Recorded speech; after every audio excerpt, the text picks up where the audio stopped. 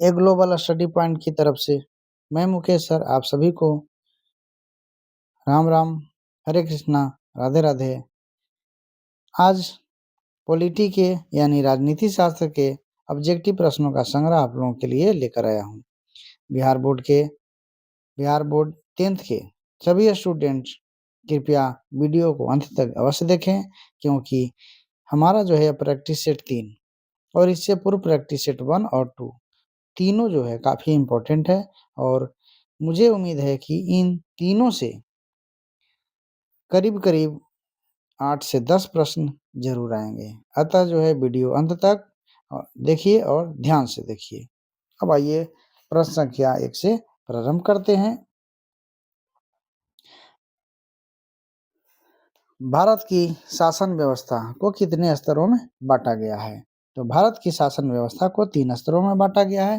राष्ट्रीय स्तर राष्ट्रीय स्तर पर केंद्रीय सरकार, प्रदेश स्तर पर राज्य सरकार और तलीय स्तर पर स्थानीय सरकार। लोकतांत्रिक विकेंद्रीकरण के सिद्धांत को लागू करने की सिफारिश करने वाली कमेटी के अध्यक्ष कौन थे? या फिर उसे दूसरी तरीके से पूछा जाएगा कि त्रिस्तरीय पंचायती राज की स्थापना हेतु बनी कमेटी के अध्यक्ष कौन थे? दोनों तरीके से पूछा जाएगा और दोनों तरीके का आंसर एक ही है। क्या है? बलवंत राय मेहता। अब इसके से संबंधित कुछ जानकारी प्राप्त कर लेते हैं कि इस कमेटी को बलवंत राय मेहता के नाम से जाना जाता है और इस कमेटी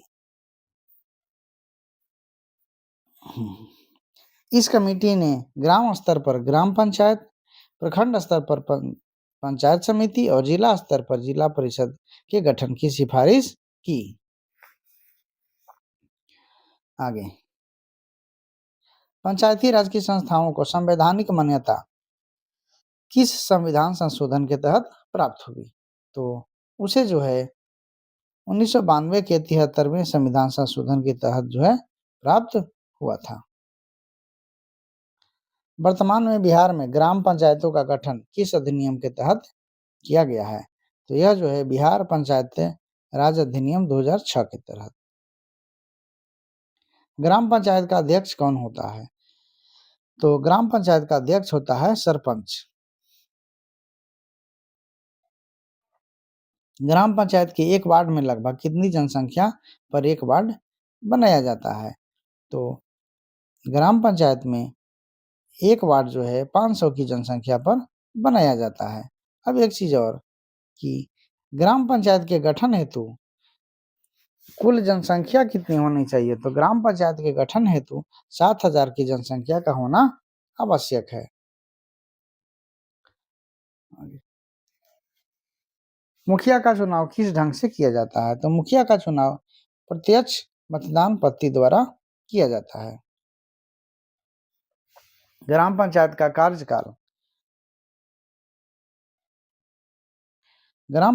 कार्यकाल कितने वर्ष के लिए निर्धारित होता है? तो यह जो है 5 वर्षों के लिए निर्धारित होता है।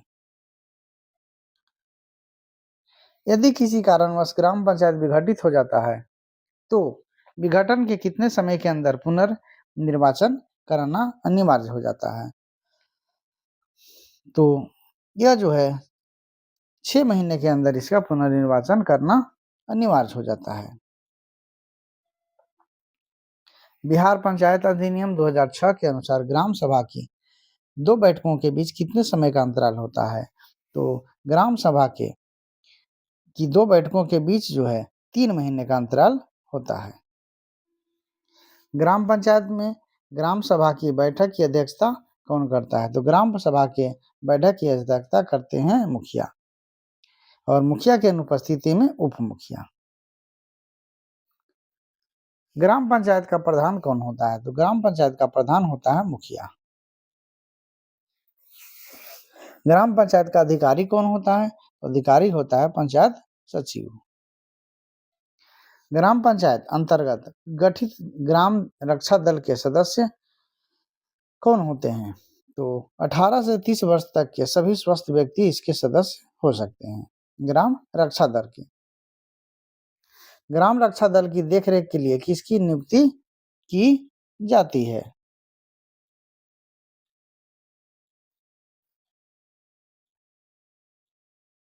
तो ग्राम पंचायत की देखरेख के लिए दलपति की नियुक्ति की जाती है।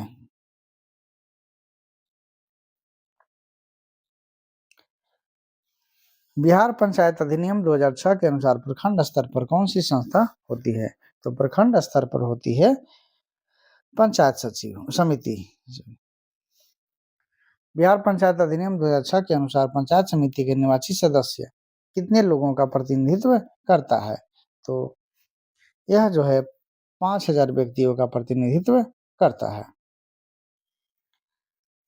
पंचायत समिति का पदेन सदस्य कौन होता है? तो पंचायत समिति का पदेन सदस्य होता है उस क्षेत्र से निर्वाचित सांसद या विधायक। बिहार में पंचायत समिति का गठन किस अधिनियम के तहत किया जाता है? तो पंचायत समिति का गठन जो है बिहार पंचायत राज अधिनियम 2006। पंचायत समिति का प्रत्येक निर्वाचित सदस्य कितने लोगों का प्रतिनिधित्व करता है? तो पंचायत समिति का निर्वाचित सदस्य 5000 लोगों का प्रतिनिधित्व करता है। पंचायत समिति के सदस्य के लिए लगभग कितना सीट महिलाओं के लिए आरक्षित है? तो पंचायत समिति के सदस्य के लिए लगभग 50% सीट जो है महिलाओं के लिए आरक्षित है। पंचायत समिति का प्रधान कौन होता है? तो पंचायत समिति का प्रधान होता है प्रमुख। पंचायत समिति का कार्यपालक पदाधिकारी कौन होता है? तो वह जो होता है प्रखंड विकास पदाधिकारी, बीडीओ, ब्लॉक डेवलपमेंट ऑफिसर। जिला परिषद का गठन किस अधिनियम के अनुसार होता है? तो जिला परिषद का गठन जो है बिहार पंचायत राज अधिनियम 2006 के अनुसार होता है। जिला परिषद के एक सदस्य अथवा प्रतिनिधि का निर्वाचन कितनी जनसंख्या पर होती है? तो जिला परिषद की एक सदस्य अथवा प्रतिनिधि का निर्वाचन जो है 50,000 की जनसंख्या पर होती है। जिला परिषद का कार्यपालक पदाधिकारी कौन होता है? तो जिलाधिकारी स्तर के पदाधिकारी समान होते हैं या समान तौर पर एडीएम भी ही इसके कार्यपालक पदाधिकारी होते हैं। प्रत्येक ग्राम पंचायत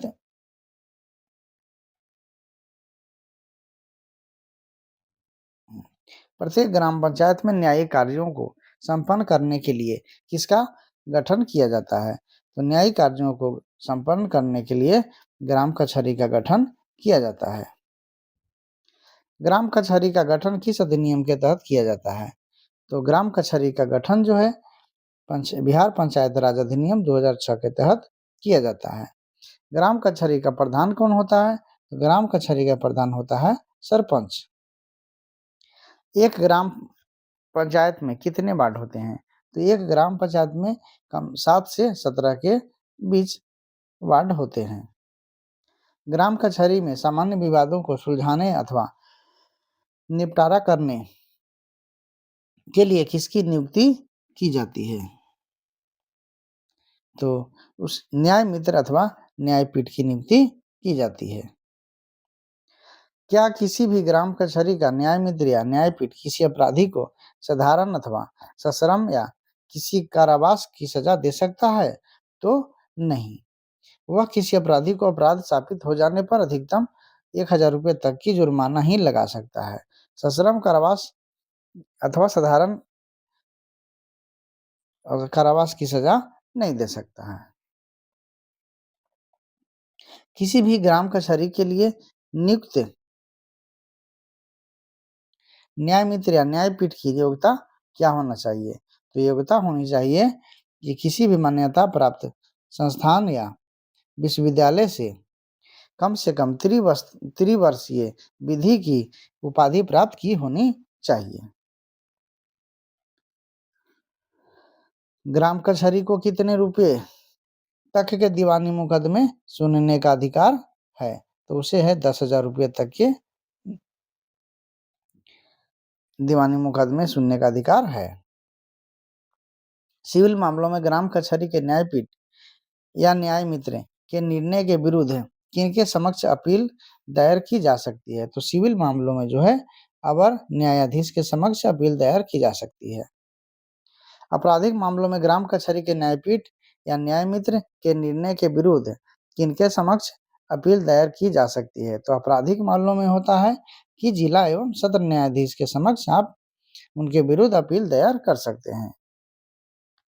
अगर आप न्याय मित्र यानी न्यायपीठ से अगर के फैसले से संतुष्ट ना हो तब। आपराधिक या सिविल मामलों में ग्राम कचहरी के न्यायपीठ या न्याय मित्र के निर्णय के विरुद्ध जिला एवं सत्र न्यायाधीश या अवर न्यायाधीश के समक्ष कितने दिनों के भीतर अपील दायर की जा सकती है? तो यह जो है 30 दिनों के अंदर अपील दायर आप कर सकते हैं। अगर आप उनके फैसले से संतुष्ट नहीं है तो आप जो है 30 दिनों के अंदर जो है जिला एवं सत्र न्यायाधीश आपराधिक मामलों में या सिविल मामलों में आप अवर न्यायाधीश के समक्ष 30 दिनों के अंदर अपील दायर कर सकते हैं। ग्राम पंचायतों का वर्णन संविधान के किस भाग में कौन से अनुच्छेद के अंतर्गत एवं किस अनुसूची में किया गया है? तो ग्राम पंचायत से संबंधित है ये, तो संविधान के भाग 9 में अनुच्छेद 243 की 11वीं अनुसूची में इसका जो है वर्णन किया गया है। नगर पालिका का गठन संविधान के किस अधिनियम के तहत किया गया है? तो नगर पालिका का गठन जो है संविधान के 74वें संविधान संशोधन 1992 के तहत किया गया है। इसका वर्णन भी संविधान के 12वीं अनुसूची भाग 9 के अनुच्छेद 243 पी से लेकर 243 जेड जी तक किया गया है। नगर पालिका में कितने प्रकार के शहरी संस्थाओं का वर्णन किया गया है? तो नगर पालिका में 3 प्रकार के शहरी संस्थाओं का वर्णन किया गया है। कौन कौन? तो नगर पंचायत, नगर परिषद और नगर निगम। नगर पालिका के संगठन के संबंध में जो क्षेत्र ग्रामीण से शहरी में परिवर्तित हो रहे हैं तो उन्हें किस प्रकार की संस्था का गठन किया गया है? तो जो ग्रामीण से शहरों में परिवर्तित होते हैं उन्हें नगर पंचायत की संज्ञा दी गई है। नगर पालिका के संगठन के संबंध में छोटे शहरी क्षेत्रों के लिए किस प्रकार की संस्था का गठन किया गया है? तो छोटे शहरी क्षेत्रों के लिए आपको नगर परिषद का गठन किया गया है। और नगर पालिका के संगठन के संबंध में बड़े शहरी क्षेत्रों के लिए तो उसके लिए नगर निगम का गठन किया गया है।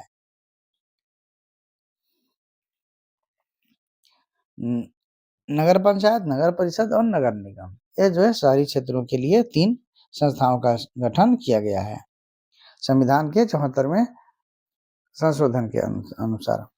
बिहार में नगरीय स्थानीय संस्थाओं में महिलाओं के लिए कितनी सीटें आरक्षित है? तो महिलाओं के लिए 50% सीटें आरक्षित हैं। किसी कारणवश यदि नगर पालिका भंग हो जाता है तब कितने दिनों के अंदर पुनः चुनाव कराने का प्रावधान है? तो नगर पालिका के भंग होने के 6 महीने के भीतर जो है चुनाव कराने का प्रावधान है। बिहार नगर पालिका अधिनियम कब पारित किया गया? तो बिहार नगर पालिका अधिनियम 2007 में पारित किया गया। बिहार नगर पालिका अधिनियम 2007 के अनुसार नगर पंचायत हेतु शहर की जनसंख्या कितनी होनी चाहिए? तो बिहार नगर पालिका अधिनियम 2007 के अनुसार नगर पंचायत हेतु 12,000 से 40,000 के बीच में जनसंख्या होनी चाहिए। बिहार नगर पालिका अधिनियम 2007 के अनुसार नगर पंचायत के कुल जनसंख्या के कितने भाग वयस्क गैर कृषि कार्य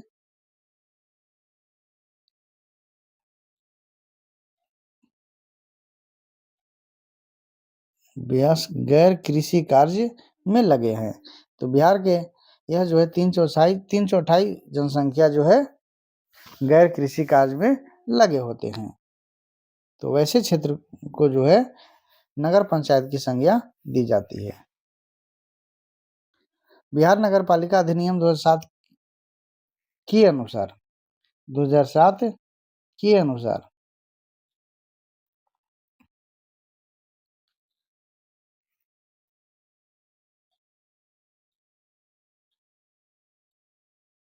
चलिए, के अनुसार नगर पंचायत के निर्वाचित वार्ड सदस्यों की संख्या कितनी होती है? तो इसके सदस्यों की संख्या होती है न्यूनतम 10 और अधिकतम 25, यानी 10 से 25 के बीच।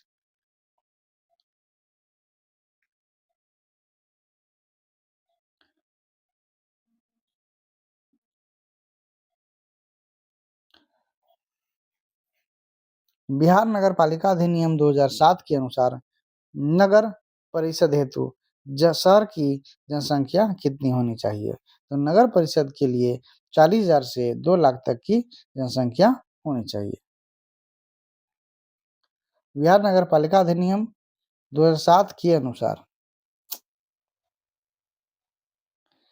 नगर परिषद के निर्वाचित वार्ड सदस्यों की संख्या कितनी हो सकती है? तो न्यूनतम 25 से अधिकतम 45, यानी 25 से 45 के मध्य।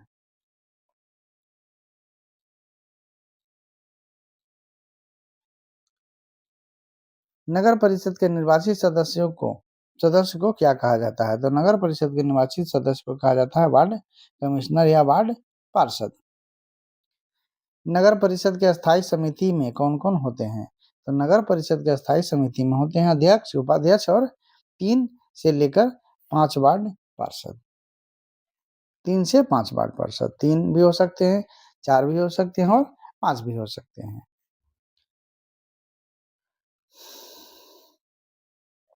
बिहार नगर पालिका अधिनियम 2007 के अनुसार नगर निगम हेतु शहर की जनसंख्या कितनी होनी चाहिए?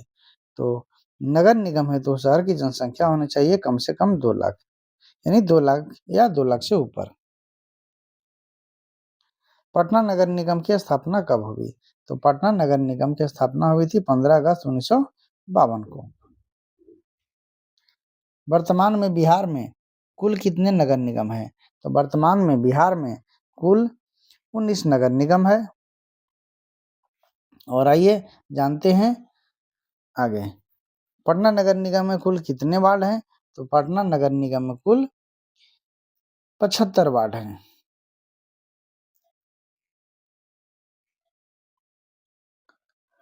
अब यहाँ जो है सभी नगर निगमों की सूची, मतलब 19 नगर निगम जो हैं उनकी सूची एवं उनके सामने वार्ड संख्या अंकित है, जिससे आप वीडियो पॉज करके आप उसे उतार सकते हैं अपने नोटबुक में और याद रख सकते हैं, क्योंकि कभी भी किसी भी वार्ड के बारे में आपको पूछा जा सकता है कि किन नगर निगमों में जो है कितने वार्ड हैं।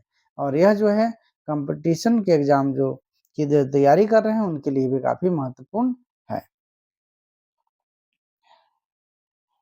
नगर निगमों में वार्डों की संख्या कितनी होती है? तो नगर निगमों में वार्डों की संख्या होती है 45 से लेकर 75 के बीच। नगर निगम में वार्डों के निर्धारण में महिलाओं के लिए कितनी सीटें आरक्षित हैं? तो उनके लिए भी 50% सीट आरक्षित हैं। नगर निगम के प्रधान को क्या कहा जाता है? तो नगर निगम के प्रधान को कहा जाता है मेयर या महापौर, या उन्हें नगर प्रमुख का भी नाम दिया गया है। नगर निगम की सशक्त अस्थायी समिति में कौन कौन सदस्य होते हैं? तो अस्थायी समिति में होते हैं मेयर, उप मेयर और 7 अन्य पार्षद।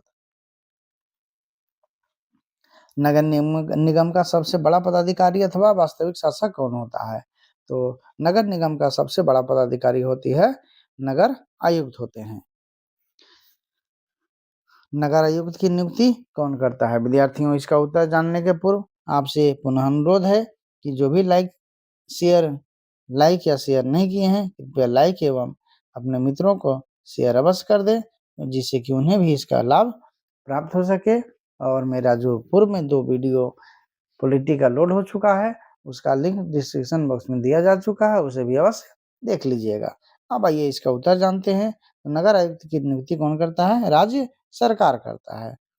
और इसी के साथ हमारा जो है यह संग्रह जो है समाप्त होता है। और मुझे विश्वास है कि इसके सारे प्रश्न आप लोगों के लिए काफ़ी इम्पोर्टेंट रहे होंगे और वीडियो अंत तक देखने के लिए आप सभी को बहुत-बहुत धन्यवाद।